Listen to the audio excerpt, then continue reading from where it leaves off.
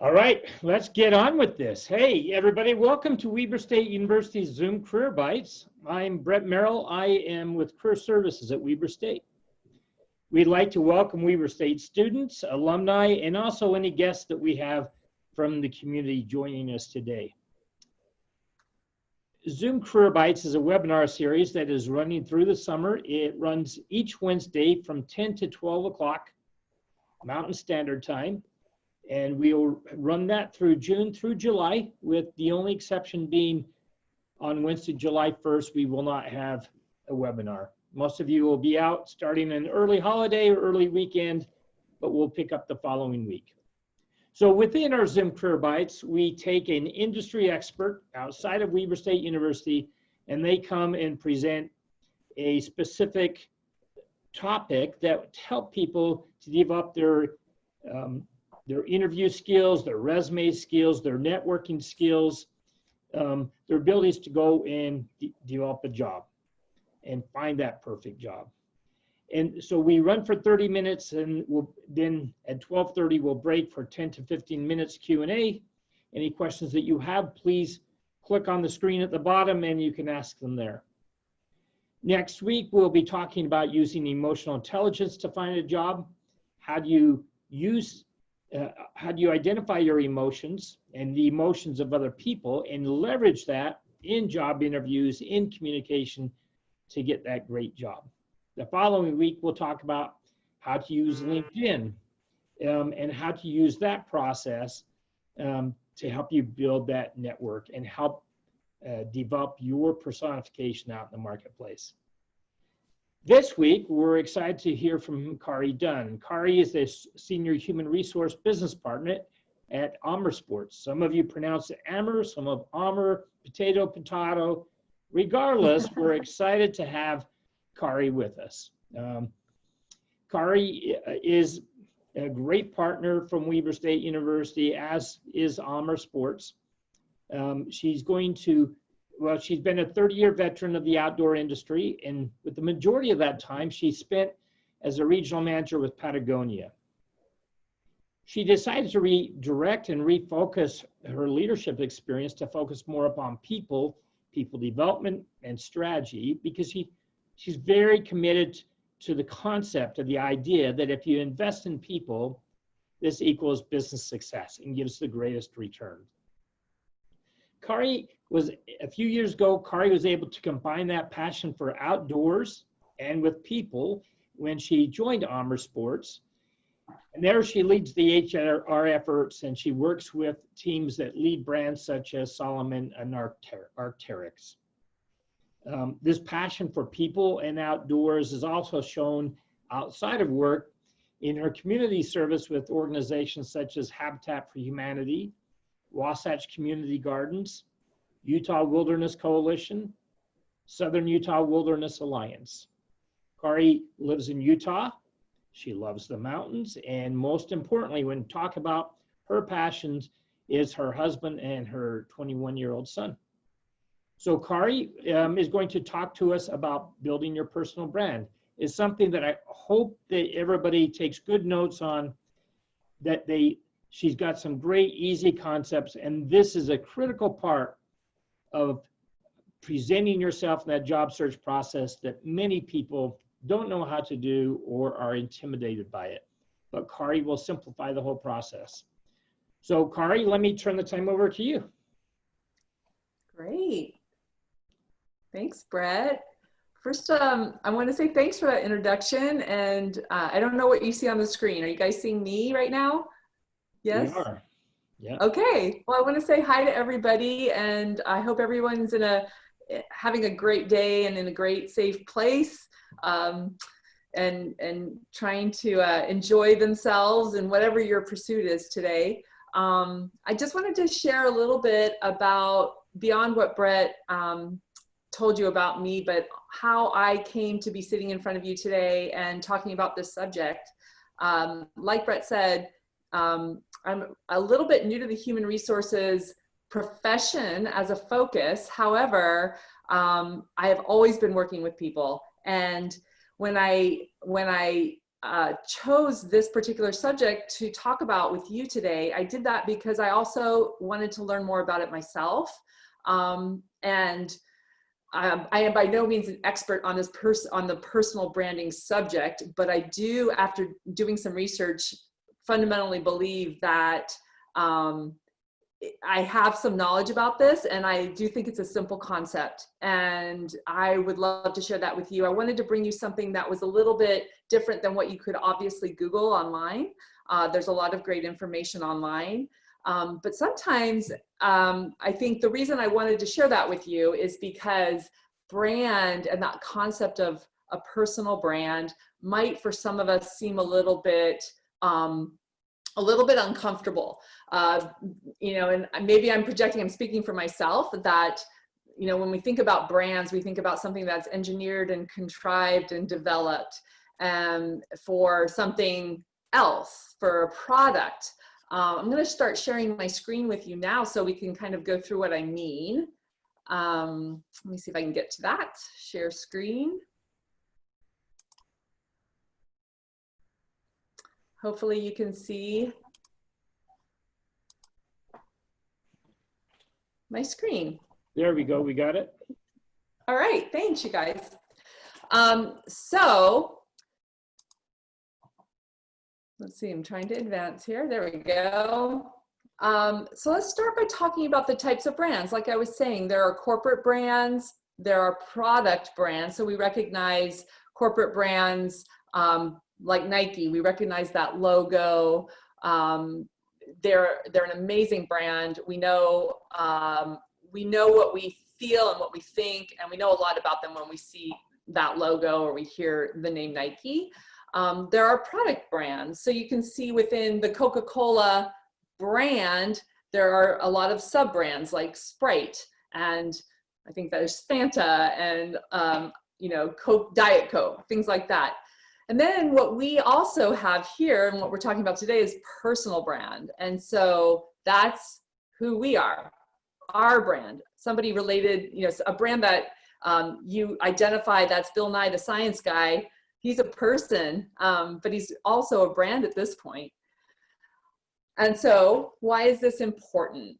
And I found a great quote, and I think this is sums up a lot of why it's important to understand what a personal brand is.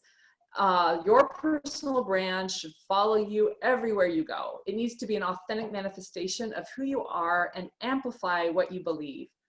So, you know, brand is difficult to define. If you try to define it in the publications that are out there, you'll get something different because it means different things to different people. And I think that's because it evokes a feeling. Sometimes they're highly recognizable, obviously, but it's easier to define brand by its impact. And I think that's where a personal brand can be a little bit more palatable when we talk about developing our own personal brand. It's about our own impact on the people around us. And when we're talking about, you know, looking for work or developing within our career, that's where your personal brand becomes really, really important. So in your career, it's very important to know how to set yourself apart. Especially as you're starting out in your career, it might be a little bit more challenging to do that, but we also have things that you've been doing all along in your schoolwork, in your life, in extracurricular activities. All of these things are important, and these are ways that you are set apart from other people. It's also what you're known for. So how have you, when people are talking about you to other people, what do they say about you? What is it that you bring to a situation that is your unique qualities? It's also important to know yourself so that you pursue things that you will enjoy and therefore be good at.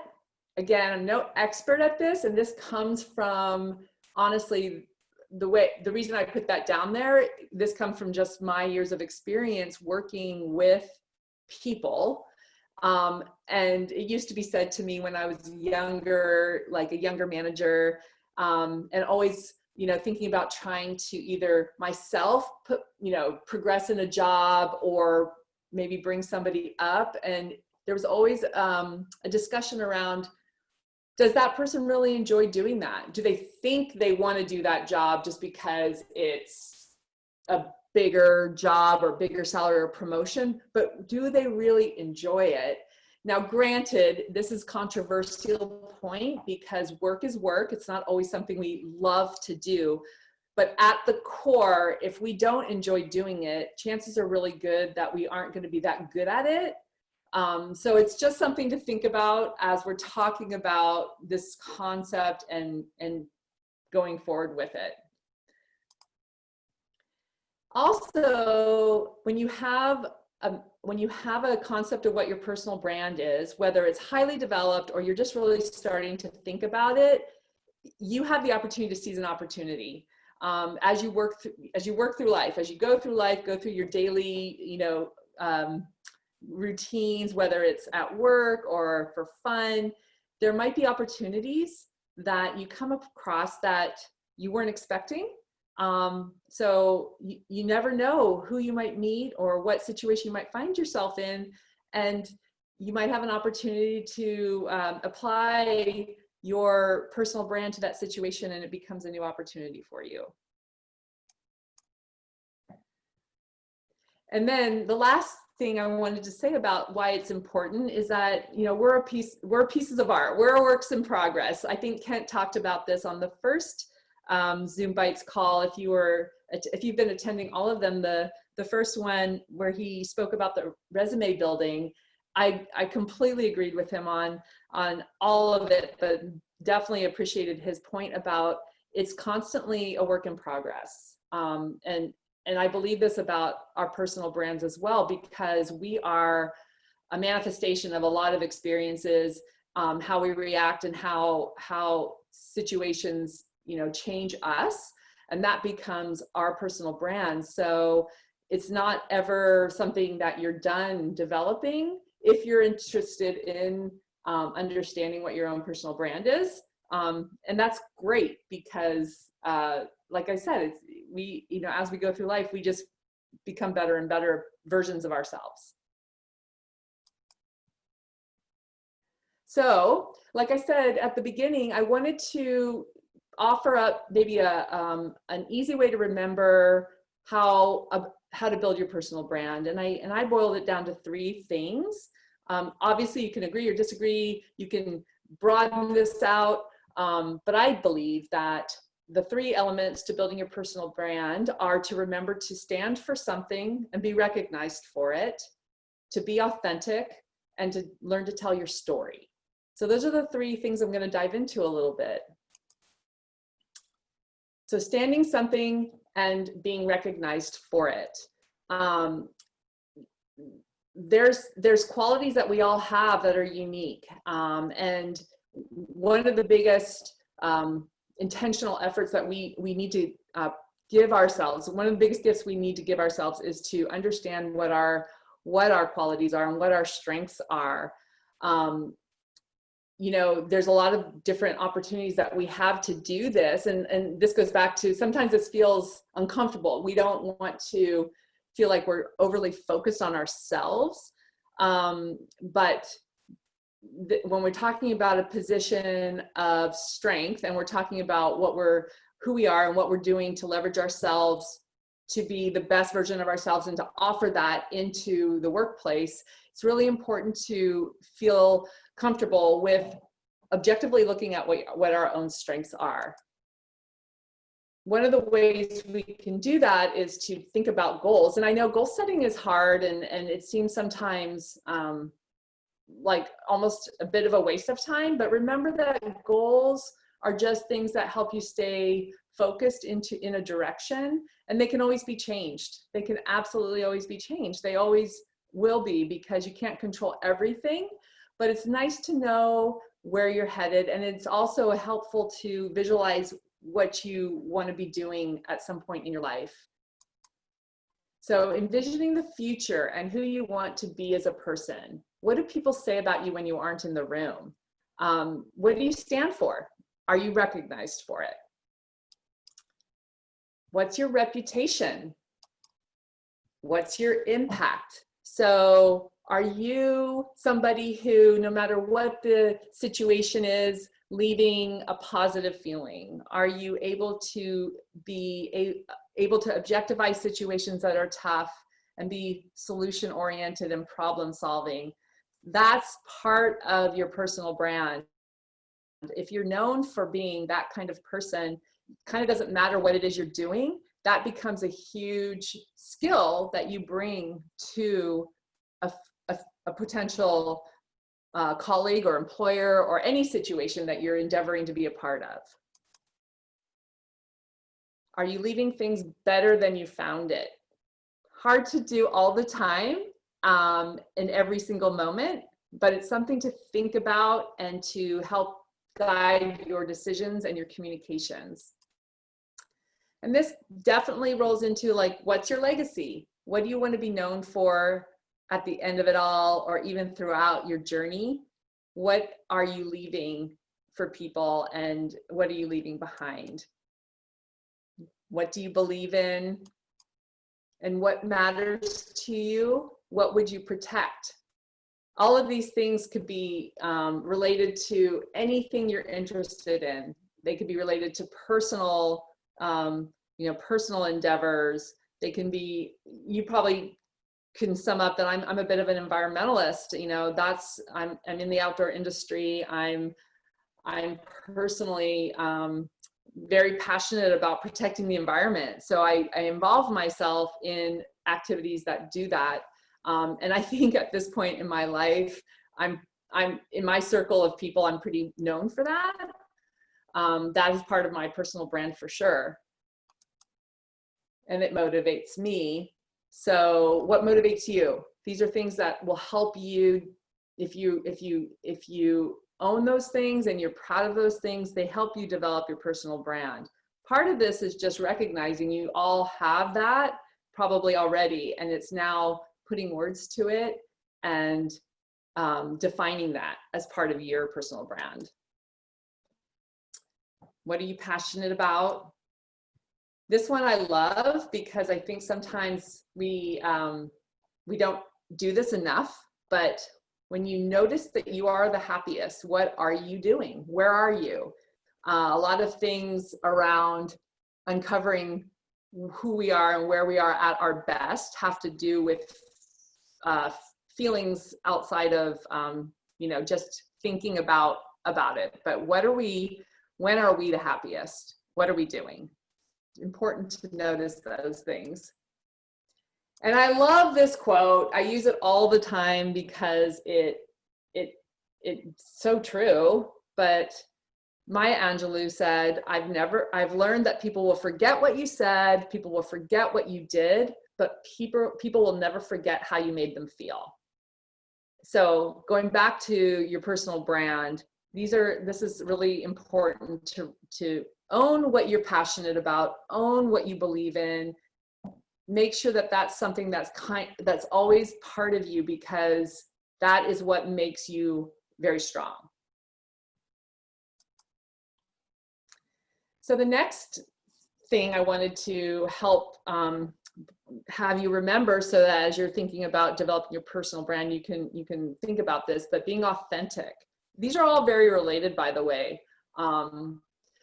Being authentic to me means, what are your strengths? What do you love doing? What are you good at? And being willing to give yourself some time to focus and provide yourself some honest reflection. So a lot of times people are in a position where they can do fun things like strengths finders or different assessment tools that help them. Scientists have developed these ways of helping people uncover their innate selves. Those things have some merit, especially if over time you start to see patterns and you start to see some things that kind of never waver.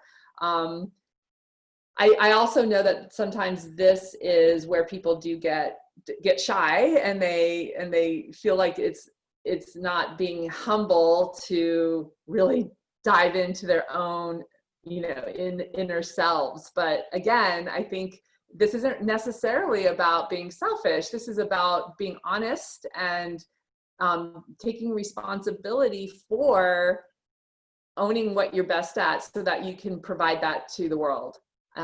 So a lot of times people also can uncover those patterns by journaling. If you're one of those lucky people, I am not, who loves to journal, looking back through your journals and recognizing where you had milestones that changed you or made a big impact that caused you to be a different person or think differently or behave differently. It's really important to stop and reflect on those things.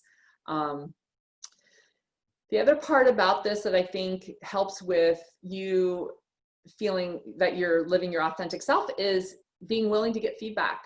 And that's definitely a challenge for a lot of people, hearing feedback. And I think that when you really utilize your trusted community, feedback from your best friends and your family, those people who you know who will give you honest feedback, take advantage of that. Ask them for help. Ask them for honest feedback and be ready to listen to it.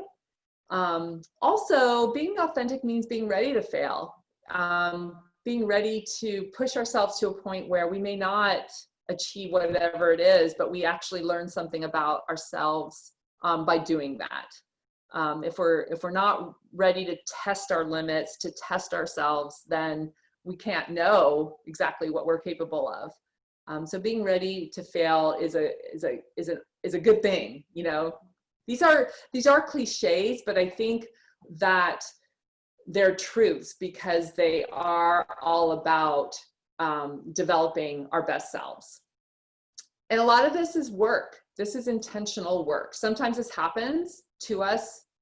It happens, we have the opportunity to be in moments, but you can also spend specific time on these concepts and giving yourselves that time to do it. It does take some intentional work.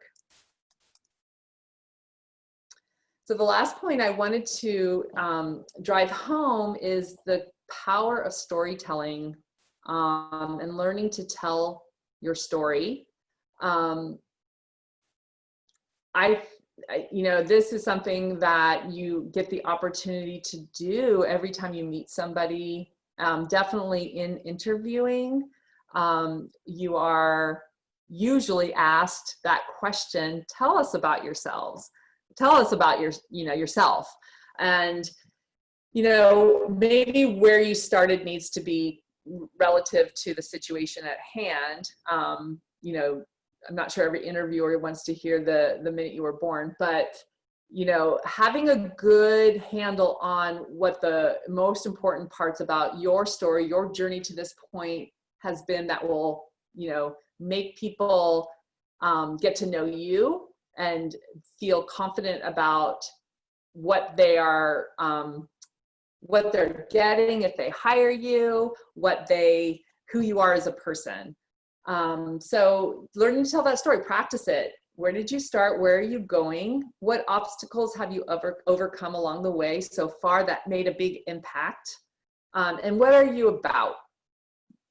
What are you about is back on those other topics. What makes you passionate? What defines you? What motivates you? What's your North Star? What makes you move forward? Going back to just some of the practical points about brands. If we go back to all brands, something that is true, no matter whether it's a corporate brand, a product brand, or personal brand, is consistency and repetition, the practice. And, the practice part about telling a story is really good, and you can practice that on everybody. Practice that on your friends, practice that on your family, and practice it every time you get to talk to somebody.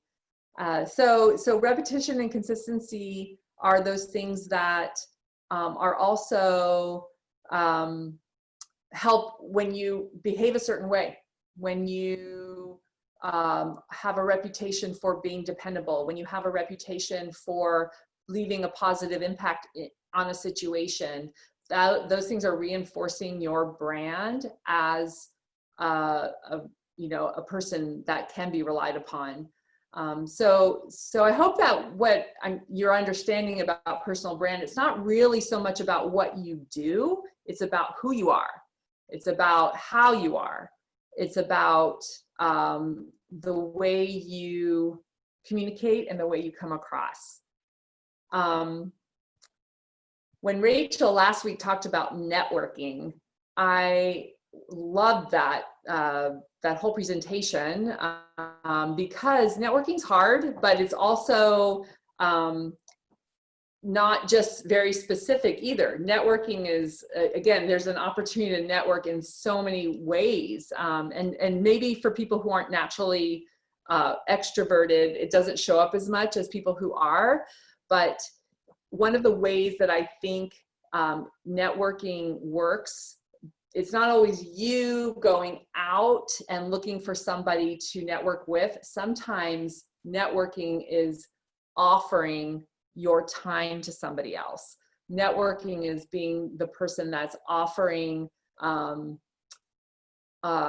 to be the one to say, hey, listen, I'm interested in developing personal brand with other people. Do you want to share your time with me and practice your story with me? And I'll share mine with you. So there's all kinds of ways that you could be practicing your story through networking. During my research for this, I solicited input from a lot of my colleagues on this topic. I was very, very interested in hearing their perceptions and their interpretations of personal brand. And by doing that, I started this little movement within my organization. And now we're going to start putting recommendations on other people's LinkedIn accounts just from starting this conversation about personal brands. So it's about generating energy, having those conversations, being willing to try it out and being willing to fail. It could flop at first. You could say, I don't like my story, but it's about starting for sure. So you guys, if you want, I don't know, Brett, if they're able to get the slideshow, but I went ahead and found a really nice free tool. It's from PricewaterhouseCoopers, and it's a workbook that helps you put down on paper a lot of the things we talked about, goals, visions, things like that, that might help people take those concepts and start to actually put it down on paper so they can start working on developing their personal brand. I'm happy to share this link with anybody if we can't get that out to the audience through this. Kari, yeah. Within a week, we'll have this presentation that will be recorded that they can go back and view again. And at the end of the discussion today, after the Q&A, I'll show a slide where they can see where they can get that recording. Cool, great. I wanted to also just share an example, and I don't know if I would call this necessarily a personal brand, but it definitely came out of the conversation that I was having. I thought it was a great one from one of my colleagues. He had developed this from an assessment. It's kind of a leadership training, communication training program called Stand Out by Marcus Buckingham. But he wrote, come to me when you need a thought partner on a sticky situation, could be with strategy, tactic, or team dynamic. I love to think through problems together, and I love to stand beside you to resolve them. It's a very work-oriented statement, but I think you get a really clear picture about what he's about and how he likes to go about, behaving and partnering with you on certain topics.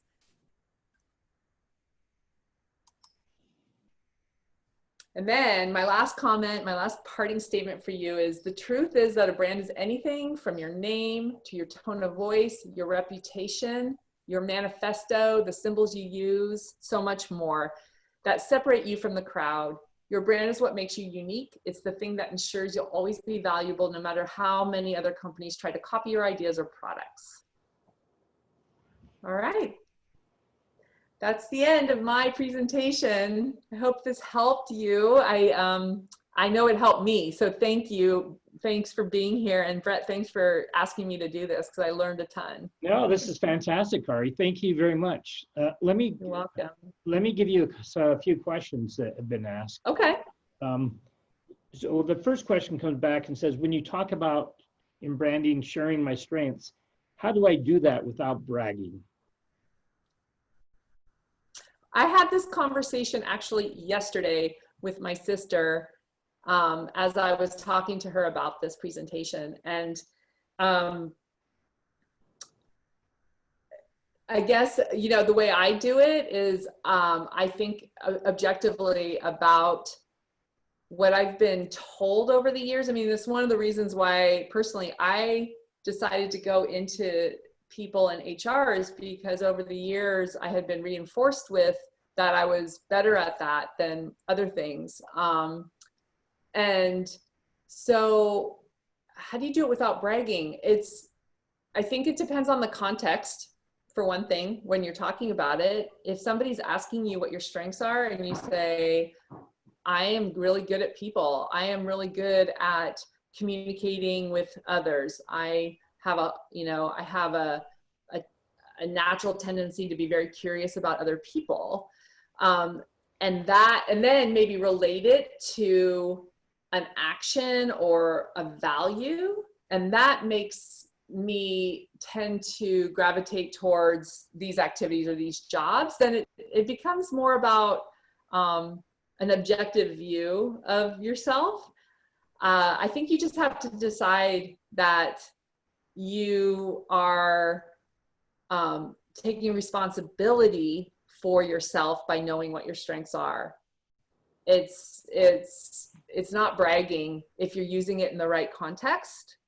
If you're saying, I'm better at people than you are, therefore you shouldn't do this or that, or I should do this or that, then maybe it's more bragging. But when you're just explaining that you know yourself, it's really taking responsibility for yourself. Great, thank you. All right, here's one that may be a little close tied is how would you brand your leadership abilities? Well, I think it's that you take a look back, you get up, you take a step back and you look at your past and you think about what you have accomplished and why. What were you doing? What were the things that you used? What were the skills that you used to succeed at certain things? And you have to think think hard about the elements that went into actions and reactions and outcomes. So if you can take a step back and say, well, this worked out really well because I was very communicative with my team. Every step of the way of this hard project, I checked in with them on a weekly basis. And that affected a positive outcome to this project. Then, I would say that one of my leadership skills is good communication skills. And so I think, knowing what your leadership skills are that are strong is very critical, especially as you're trying to, move through your career. Know where you are strong in terms of leadership skills. Are you very organized? Are you somebody who likes to, are you operationally strong? Is that where you lead? Knowing where you lead, what your skills and strengths are, and that's where you can lead is very helpful. Great. All right, let me come at a different question. Talks about social media. How does social media help or hinder this brand creation, and how do you recommend people utilizing social media properly?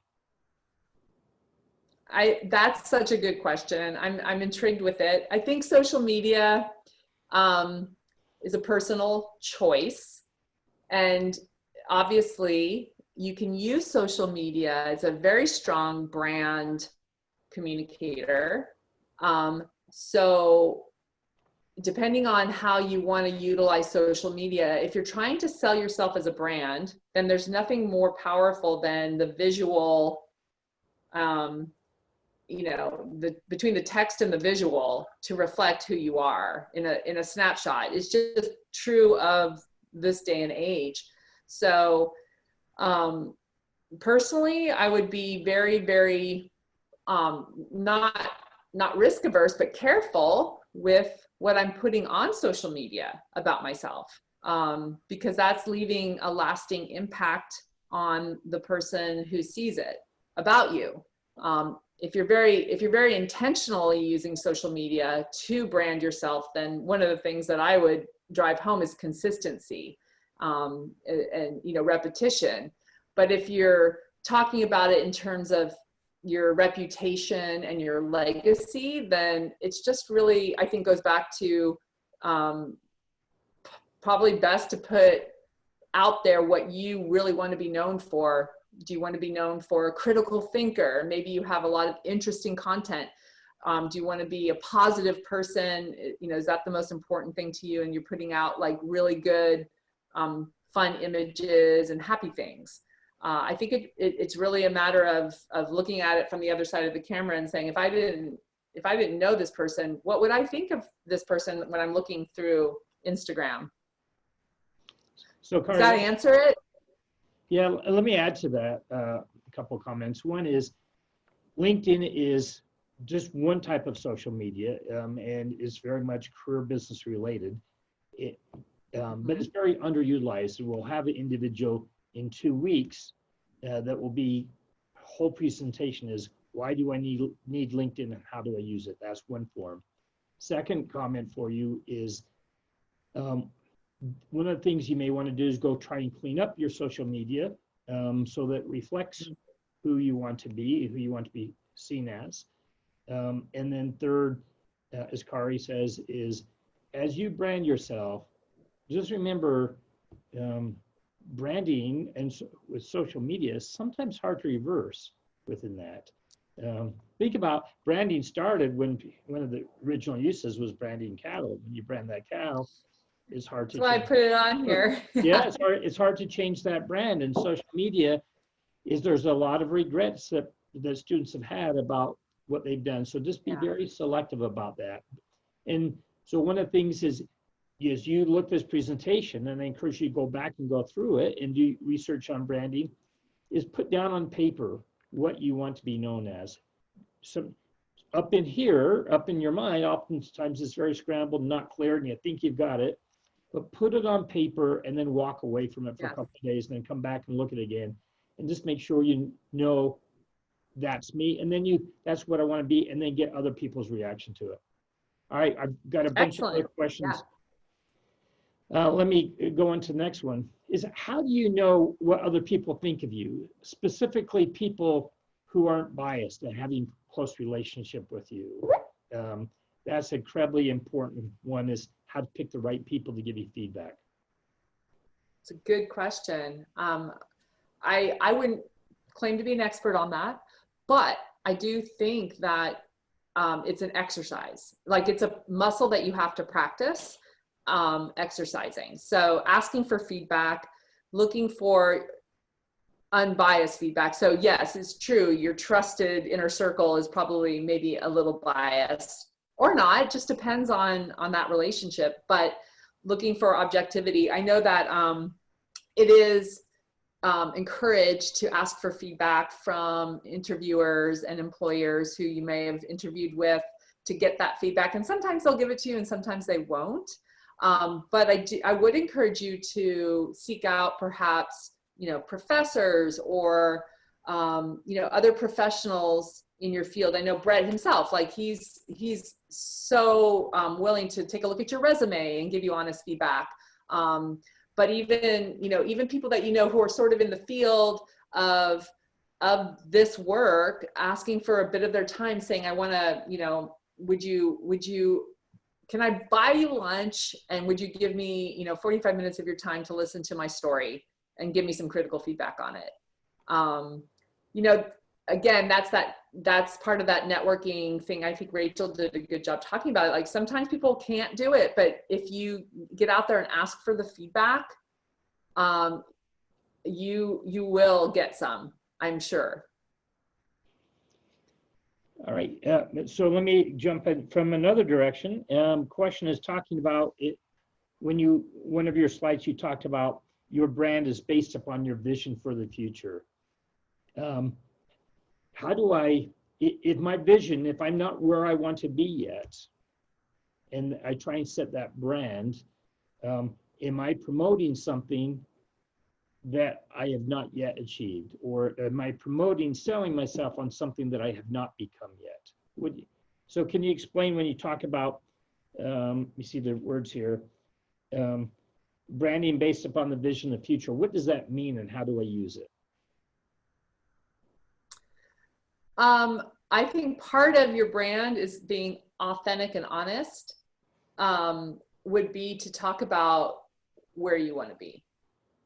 So say in 5 years, I want to be a farmer, but I don't have a farm yet. I don't have the ability to quit working and become a farmer, quit working at my job and becoming a working farmer, but I want to be a farmer someday. I would have no problem putting that out there as part of my story about who I am right now. You know, someday I'd love to be a farmer. These are my interests. You know, I love growing food. I love animals and I love the outdoors. I'm not there yet, but that is in my mind and that is in my vision. So, you know, in the meantime, what I do is this and this and this. I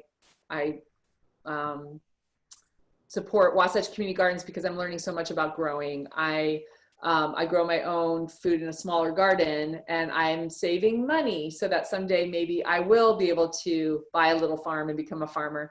I think that it's all part of the journey. The personal brand, like I said, it's not like this static thing. I don't know that it's a static thing. It's really a evolving story. Okay, great. And one last question, and then I will wrap it up. It comes back to social media. And it says, do you check social media like Facebook or Instagram before hiring someone? Definitely. And I'll just add to that. National data shows that about 76% of employers will check your social media to be able to see who they are. They want to make sure that what they see on the resume is the same person that in their regular life. So they want to be able to kind of break through any smoke screens that are there. So Yeah. So that social media is one that people are very sharp on, and most people, what they'll look at, very first thing corporations or companies will look at is they'll go look at your LinkedIn, and then they'll go beyond that and look at more personal life, who you are outside of work, at things like Facebook and Instagram. Yeah. You know, I think, I don't think I would make any decisions based on social media. I tend to look at LinkedIn because it's a professional social media website, right? I'm trying to get information. I'm trying to get as much information as quickly as I can about somebody. It doesn't mean it takes the place of an actual interview, you know, and all of that process. It just helps me to have more information and perhaps think about this person, you know, and to be even more prepared by the time I get to talk with them in person, to have a little bit more background. So, yeah, I mean, I think because it's such a strong communication tool, that's why 76% of employers look at it, because it helps just give them more information sooner than later. On the other hand, to your point though, if I saw something on there that was just like, ugh, you know, that's not going to work out, then it could also, you know, help me make a decision faster, you know, in the negative direction. All right, Kari, thank you very much. Let me pull up a slide that hopefully we can get people to see, just to close this out. And I know there are a lot of other questions that you had that we couldn't get to. I apologize. It's great questions within there. All right, Kari, can you see that? See our Career Bytes slide? Yes. Okay. Yes. So just a couple elements is, this is our calendar for our Career Bytes. You can see that the third one in is today's presentation. If you want to see past presentations, if you go down to the bottom of a past event, you can click on the button there where you can watch that, that presentation. Very easy to do. Kari's will be live. If you want to come back and look at this, it'll be live in about a week. Next week is our June 10th presentation. We talked about emotional intelligence. There is a link here you can click on just to jump and view it. Or if the link that you use today is the same link throughout this series of webinars, you can use that from week to week. If you want to share this with someone else, this calendar web address is up at the top. And so just make sure at the end, Zoom Career Bytes, make sure it's .html. So that will get you to look at this calendar. But thank you for being here. Thank you for sharing your time with us. We appreciate it. If you want to give me feedback on any of this or any suggestions, my email is Brett Merrill, BRETTMERRELL, Brett Merrill @weber.edu. It'd be probably very helpful if I had put that up on the slide, but so be it. Brett Merrill @weber.edu. Thank you very much, Kari. It's been fantastic. Thanks for your time.